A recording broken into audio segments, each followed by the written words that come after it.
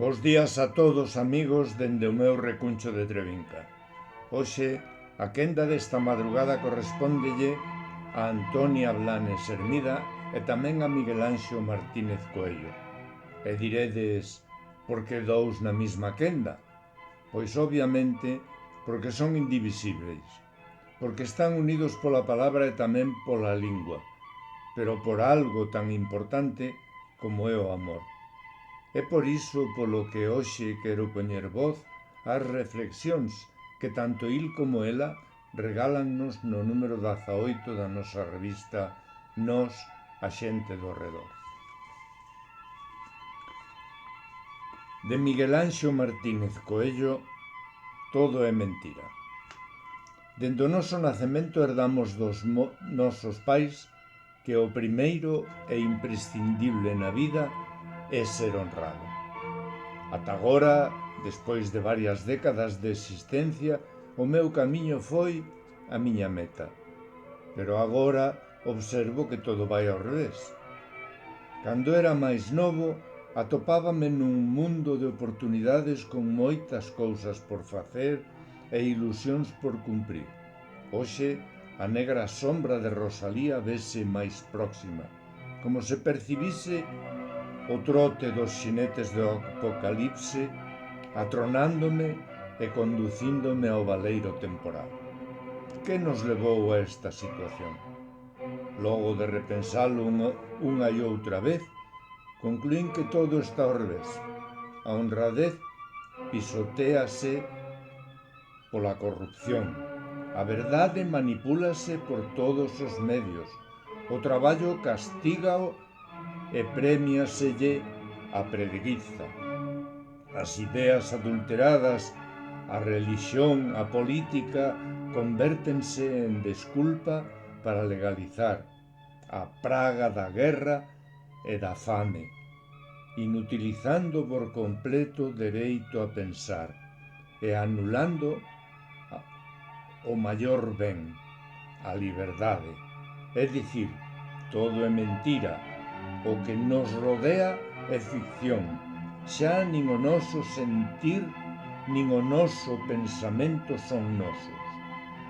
Dende que o mundo é mundo, repetimos as mesmas mentiras, presentándoas como verdades, e creamos divinidades absolutistas para acadar poder e bens, institucionalizándoas para manipulármonos. Cando se afirma que a solución dun conflicto está na guerra, significa que volvemos atrás, no tempo, para ao final decatarnos de que destruirnos algo máis valioso que calquera ben terreal, a vida, a capacidade de amar e a dita de crear. O circo está a piques de pechar e o pan esgotouse. A nada está servida. Grazas, Miguel Anxo. Agora, dando un toque de positividade,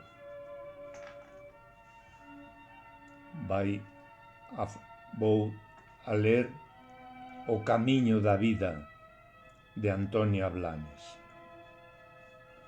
Dende moito antes de nacer xa temos un camiño para andar. Dúas células que se xuntan e comeza a vida.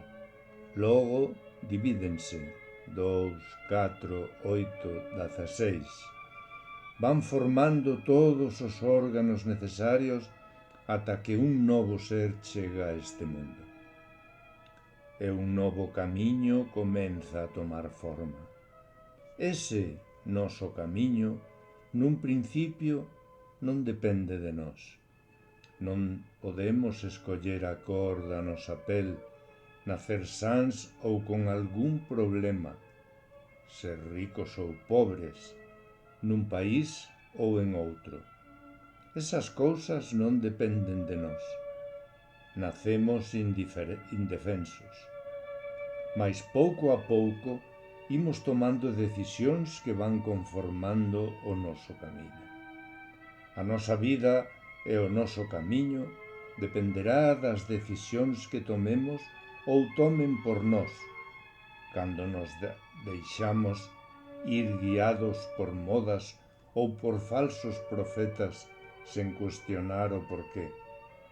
Outros toman as rendas da nosa vidas e serán eles os que decidan o camiño por nós. Antonio Machado, poeta español, no seu poema 29 de Proverbios e Cantares, Cantos de Castilla, di: Camiñante, son tus huellas el camino y nada más. Caminante, no hay camino, se hace camino al andar. Al andar se hace el camino y al volver la vista atrás se ve la senda que nunca se ha de volver a pisar. Caminante, no hay camino sino estrellas en el mar.